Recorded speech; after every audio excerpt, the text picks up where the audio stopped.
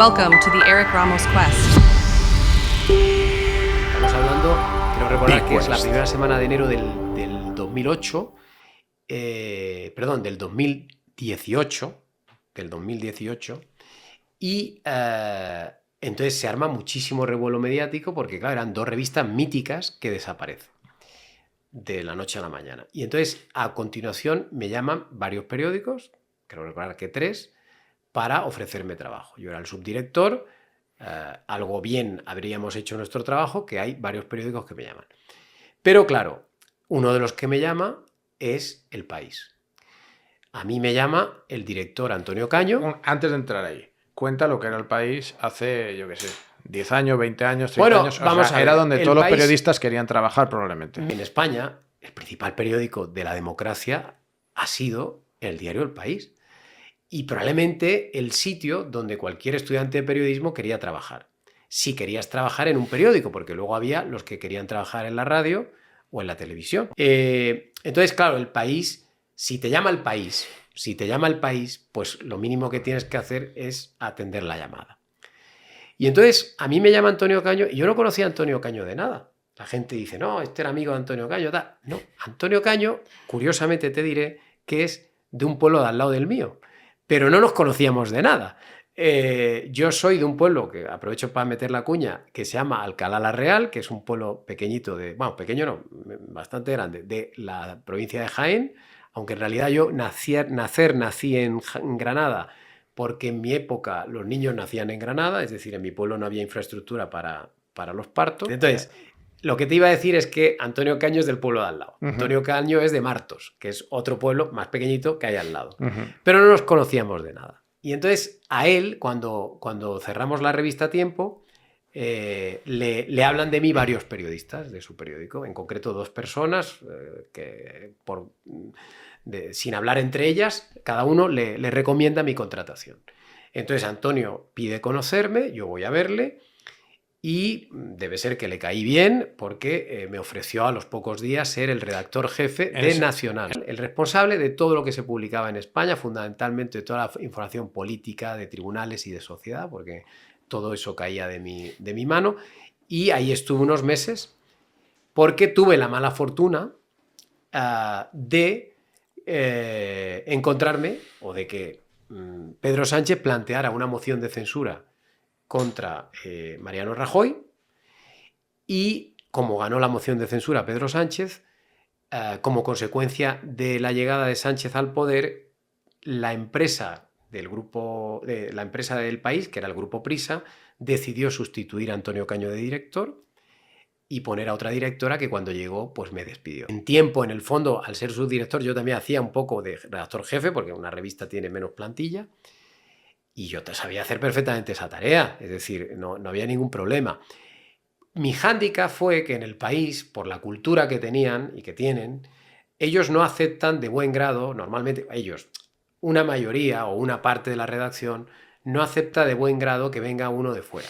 Es decir, El País es un periódico muy endogámico, en donde la gente normalmente entra a través del máster. El País tiene un máster, y entonces tú entras a través del máster y vas creciendo y vas subiendo. Entonces, claro, que de repente llegue un redactor jefe de fuera se entiende mal. Pero Antonio Caño en aquel momento lo que quería era oxigenar el periódico, y entonces se trajo gente de diversas procedencias y yo fui uno de ellos. De hecho, yo fui el último gran contrato que hizo Antonio Caño, mi incorporación.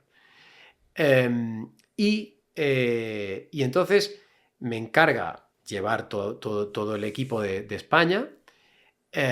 Yo me pongo a ello con jornadas maratonianas, porque además El País, claro, era la web más vista del planeta en castellano. Ahora ya no lo es, pero en aquella época cuando yo estaba sí lo era. Sí, se titulaba el diario, ponían debajo el diario global en español. Claro, es que teníamos 100 millones de lectores todos los días en la página web, en todo el planeta. Es que era impresionante, ¿eh?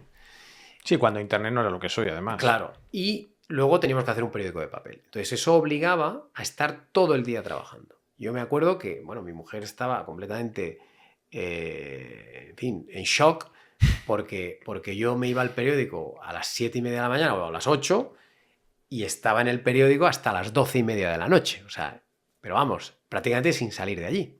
A lo mejor salías a comer, a quedar con un político, tal, pero muy poco. Yo lo di todo allí. Yo lo di todo el tiempo que estuve, pero me tocó esto que te he dicho. Entonces, ¿qué pasó? ¿Qué pasó? ¿O qué había pasado? Mi director, Antonio Caño, empezó a trabajar en el país en el año 14, estuvo del 14 al 18, yo llego en el 18, y entonces Antonio Caño tuvo desde el inicio una línea muy beligerante contra Pedro Sánchez. Porque, si recuerdas, Pedro Sánchez intentó llegar al PSOE 2 veces, la segunda ya con éxito, pero la primera vez llegó y luego le echaron y tal. Entonces, en todas esas trifulcas, en todos esos congresos del partido que hubo, en todas esas primarias, el periódico estuvo del lado de los candidatos alternativos a Sánchez. Es decir, el periódico no apoyó a Sánchez. Apoyó en un momento dado a Eduardo Madina, en otro momento a Susana Díaz. Entonces, y esto Pedro Sánchez no lo encajó nada bien. De hecho, el periódico, no en mi época, pero unos años antes, había hecho un editorial premonitorio. En su momento fue un editorial muy polémico, ahora te vas a acordar y todo el mundo se va a acordar. En el editorial se tildaba a Sánchez de aventurero sin escrúpulos. Y se decía que era un peligro para la democracia y para el Partido Socialista. Era un editorial, para mi gusto, yo cuando lo leí, porque yo no estaba en el país en ese momento, para mi gusto era un editorial excesivo. Pero te digo una cosa, ese editorial que creo que está escrito en el año 16, lo lees hoy y es que es tal cual. O sea, es un retrato de Pedro Sánchez tal cual. O sea, que Antonio Caño tuvo la virtud de calar a Pedro Sánchez de los primeros. Entonces, claro, ¿qué ocurrió? Que Pedro Sánchez y Antonio Caño, el director del país, se llevaban a matar. Hasta el punto de que una vez, no sé si recordarás, fue Pedro Sánchez a un programa de Jordi Évole en televisión, le dio una entrevista en una cafetería y tal. Y que está en Guzmán el Bueno, esa cafetería. Y Pedro Sánchez dijo ahí que en una reunión le habían amenazado Juan Luis Cebrián y Antonio Caño de que como se le ocurriera pactar con Podemos y con Pablo Iglesias, que iban a no sé qué, a sacarle no sé qué historia. No sé qué. O sea, él denunció una supuesta amenaza por parte de Antonio Caño. Entonces, Antonio Caño dijo que por supuesto aquello era intolerable y entonces desde aquel momento se retiraron la palabra. Es decir, Antonio Caño y Pedro Sánchez no se hablaban. Yo creo que en esa entrevista comentó, es que no sé si recuerdo muy bien, creo que era algo que lo más sonado era que el IBEX 35 iba por él. Creo que eso era, no sé si estaba dentro, no sé si Antonio Caño estaba dentro de él ese... estaba denunciando, Sánchez estaba haciéndose la víctima y estaba denunciando una campaña orquestada, no sé qué, presiones, amenazas, no sé qué, no sé cuánto. Todo eso parece que es mentira todo, o al menos yo hasta donde sé, pero como consecuencia de aquella entrevista, Sánchez rompe, claro, totalmente la relación y el país rompe toda la relación con él. Entonces, claro, Sánchez y Caño no se hablaban. Y cuando Sánchez gana la moción de censura, el grupo Prisa, la empresa del país, dice, hombre, no podemos mantener de director a un tipo que no se habla con el presidente del gobierno. Pero en ese momento ya hubo cambio de control, ¿no? Porque creo que hubo un accionista. Bueno, o sea, porque había habido consejo de administración. No. Había habido unos cambios en el consejo los meses anteriores y como consecuencia de esos cambios Cebrián había salido de la empresa y por tanto Caño había perdido su protección, había perdido al hombre que le nombró y por tanto efectivamente Caño estaba más desprotegido, Y entonces la empresa, cuando ve que cambia el gobierno, de repente dice, no, tenemos que tener un director que se entienda con Sánchez, porque claro, este periódico siempre se ha entendido con el poder, con el gobierno, con el presidente. No podemos tener a un director que no se entienda con el presidente del gobierno. Entonces la empresa destituye inmediatamente a Antonio Caño. O sea, lo que estás comentando, Álvaro, es el recién estrenado presidente del gobierno en ese momento, que es Pedro Sánchez. Sí. da instrucciones. Bueno, no, yo no digo que dé instrucciones. No, yo lo digo para entender un poco. Es que yo creo que ni siquiera da instrucciones. O sea, yo lo que creo es que la empresa. Porque esto es bastante grave. Sí, pero vamos a ver, tú tienes que ponerte en situación. Sí. La empresa atravesaba grandísimas dificultades financieras. Aún hoy las sigue atravesando. Sí. El mayor publicista de España es el gobierno. Sí. Entonces, si el mayor anunciante de España es el gobierno y tú estás quebrado, pues, y eres un medio de comunicación, pues hombre, te interesará estar bien con el gobierno, porque si no, no vas a cobrar un puñetero euro. Entonces, claro, en la empresa, yo creo que sin que nadie le diera ninguna instrucción, lo que hace es tomar conciencia de que tiene que cambiar, de que tiene que hacer un relevo en la dirección para abrir una nueva etapa, más próxima a Sánchez. Y entonces, efectivamente... Bueno, y esto es así porque luego cambió el tono. Bueno, es que mira lo que pasó. Yo era el redactor jefe, entonces, el día...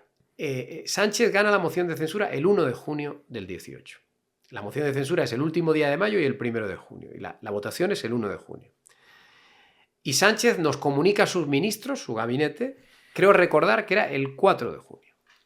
Bueno, pues yo estoy atendiendo en la redacción la rueda de prensa de Sánchez, bueno, rueda de prensa no, una declaración de Sánchez donde está dando los nombres de los ministros, y yo estoy ahí en tiempo real escribiendo todo lo que estaba diciendo, oye, Marlaska Interior, no sé quién, tal, Calviño Economía. O sea, estábamos dando la noticia de quién era quién, y en ese momento, a mis espaldas, había una asamblea en el periódico en donde la empresa estaba comunicando que Caño dejaba de ser director y que la nueva directora era Soledad Gallego Díaz.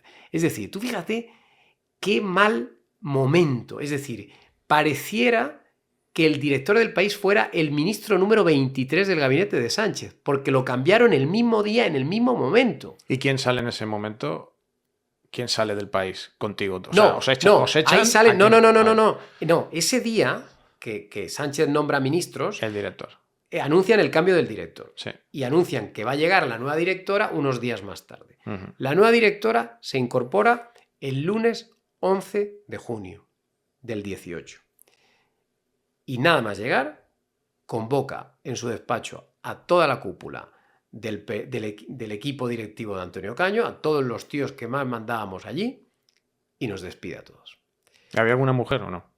Sí, una mujer, Maite Rico, y otros 6 compañeros. También echó a ella, a Maite. Sí, voy a decir los nombres porque son todos muy famosos. Ah, bueno, pues... Echó a Antonio Caño, ya la había cambiado. Antonio Caño ya la habían cambiado, pero no la habían echado. Le mandaron a Washington de nuevo. Hombre, es que Antonio Caño, yo no lo conozco, pero claro, un director de periódico tienes que tener cuidado donde lo colocas. Claro, luego. Pues sabe muchas cosas, tiene que tener cuidado. Pero bueno, la acabaron echando luego unos años más tarde. Bueno, pero luego en diferido y con un buen bonus. Aquí, bueno. Pero a nosotros, el primer día que llegó Soledad, dijo, todos estos fuera, toda la cúpula directiva. ¿Cómo es esa reunión? ¿Os lo dijo antes o en directo? No, hubo 2 fases, hubo 3 fases, digamos. Primero convocó a la vez en su despacho a los más altos de la cúpula, que eran los más estrechamente vinculados a Antonio Caño, que eran el director adjunto José Manuel Calvo, el subdirector David Alandete, la subdirectora Maite Rico, estaba también José Ignacio Torreblanca, que era el jefe de opinión, y yo creo que estos 4. Luego, o sea, esa era la segunda línea de... No, esta era la primera. Esa es la línea de primera era línea. Calvo, vale. Maite Rico, David Alandete y Nacho Torreblanca. Vale, los convoca. A los 4 y los echa, no les deja ni sentarse. O sea, a los 4 a la vez de pie en el despacho. Bien. Luego, echan por carta, por burofax, a Luis Prados, que era el director de América, o sea, era el director del periódico en todo América, que iba como un tiro, y ese es el quinto. Y luego nos echan individualmente, con posterioridad, pero después de esa reunión, a Javier Ayuso, que era el adjunto al director, que es una categoría un poco especial, que es como un adjunto, un consejero del director. Javier Ayuso había sido jefe de comunicación de la Zarzuela, de la Casa Real y del BBVA, o sea, es un tipo prestigiosísimo. Y a mí, que yo era el redactor jefe. Es decir, yo era, de todos los despedidos, era el más bajo. Cuéntame el tema este, o sea, el aspecto vivencial. O sea, tú llegas ahí a un despacho. Sí, a mí me lo hizo la directora de Recursos Humanos porque la directora, claro, tú fíjate, la directora del país consideró que ella con redactores jefes no hablaba. Tú fíjate la diferencia con Caño, ¿no? Parece ser que el mensaje que dio... Bueno, esto sucede en muchas estructuras. Entonces, no te creas que solo en la administración pública también puede llegar a pasar. No digo que pase, pero puede llegar a pasar. Ella dijo, no, yo al redactor jefe que le comunique el despido a otro, ¿no? Ajá. Y entonces me lo comunicó primero, tengo que decir, Miguel Jiménez, que es un periodista extraordinario, que aún hoy sigue en el país. Uh-huh. Miguel Jiménez, que por cierto es uno de los que deberían haber dirigido en algún momento o deberían dirigir en algún momento el país, es un extraordinario periodista, todos mis respetos.